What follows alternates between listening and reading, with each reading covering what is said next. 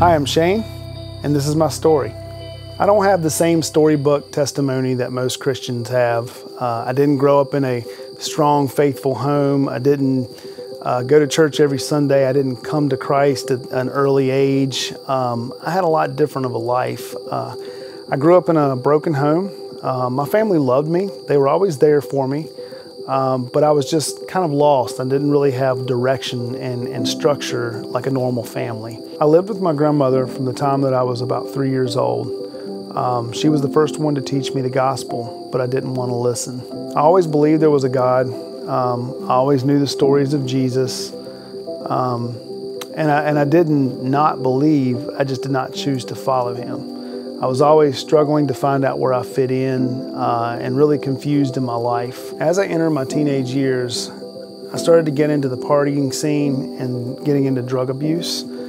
That went on through most of my teenage years and up into my 20s. After that, I started to fade away from that lifestyle. I was more focused on my relationship with Michelle and my career.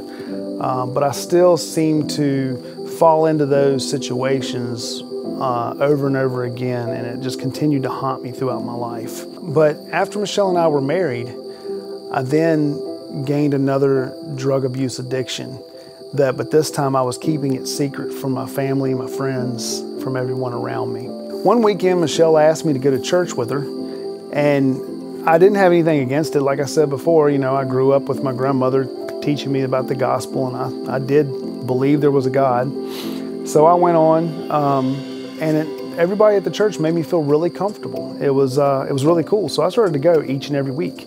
As I was listening to the messages each week, at first it was concerning because I was wondering, how does the pastor know so much about me when he doesn't know me? But as it continued on, I started to realize that there's got to be more to this than just a book, that this truly had to be the Word of God. One night after a men's gathering, I stayed behind to help the pastor clean up. We sat and talked for a little while that evening, and then he shared the gospel with me. That night I gave my life to Christ. From then on, I started to go to church, become more involved throughout each and every week, and loved it. But at the same time, I was still living that second life, that lie. Fast forward a year later to my baptism. It was a great day. We celebrated, we had a great time. It was just, I felt great. But that night, I used again for the last time in my life.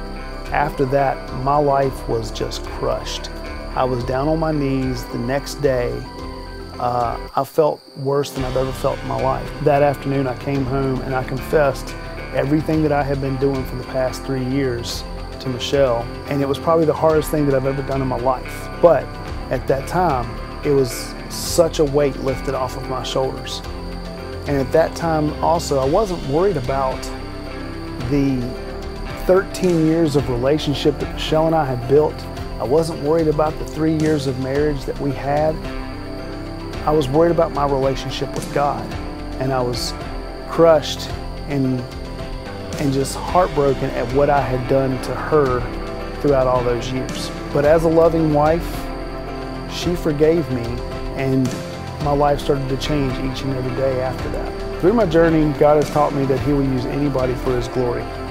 It doesn't matter who you are, where you came from, what you have, or what you've done in your past. He will find a way to use you. You just have to give your life over to Him. One of the things that I've always ran into in my life was music. No matter where I was at, I always found myself grounded in the love for music. But God has used that in my life now for His glory. I get to get up and play for Him every single Sunday morning, and I love it. If you would have told me 25 years ago when I was still playing in punk rock bands that I would be leading worship every Sunday morning, I would have probably told you were crazy. But that's where God has brought me. He has found a way to use what I love to do for Him. God also taught me that true followers of Him, like Michelle and like my grandmother, will always forgive no matter what, and will always hold you accountable, but will do it with compassion and love. Jesus continues to change me.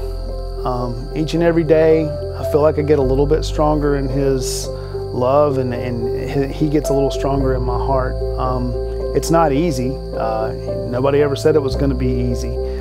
There's still struggles, there's still temptations, but I just have to continue to turn to Him in times of need, and He will help me through that.